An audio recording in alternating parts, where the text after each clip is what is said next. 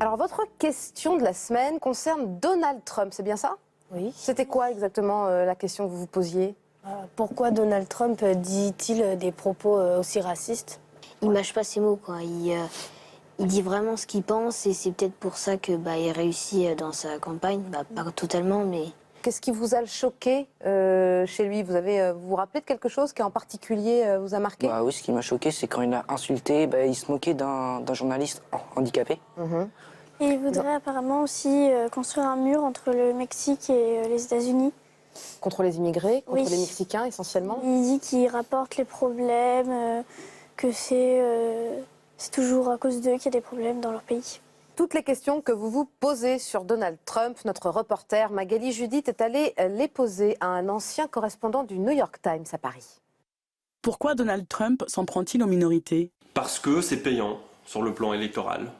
Une partie de ses électeurs n'aiment pas les musulmans, n'aiment pas les Mexicains, et donc Donald Trump n'hésite pas à dire ce qui va leur plaire. C'est des gens qui ont du mal à trouver du travail, qui souffrent sur le plan économique et qui cherchent peut-être des boucs émissaires. Et du coup, ils trouvent des minorités. When Mexico sends its people, they're not sending their best.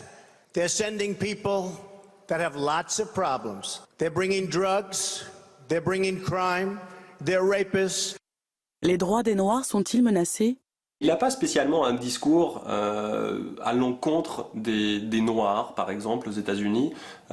C'est plutôt que parmi ses électeurs, on retrouve des gens qui sont en effet des racistes et qui tiennent notamment des propos à l'encontre des Noirs aux États-Unis. Pourquoi personne ne condamne-t-il ces propos? Donald Trump a le droit de dire plus ou moins tout ce qu'il veut dire. Aux États-Unis, on a une conception de la liberté d'expression qui est assez différente de ce qu'on a en France, beaucoup moins limitée.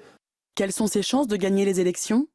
Il paraît aujourd'hui que dans un match Trump-Clinton, c'est-à-dire Hillary Clinton, qui est la candidate présumée des démocrates aux États-Unis, Trump serait incapable de le remporter parce qu'il n'y a pas assez de gens dans le pays qui accepteraient de voter pour lui.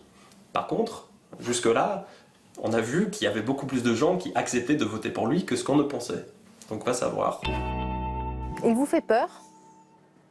Pas à nous. Normalement, un pays, c'est un peu ouvert à tout le monde. S'il y a la guerre dans un pays, il faut qu'ils puissent se réfugier.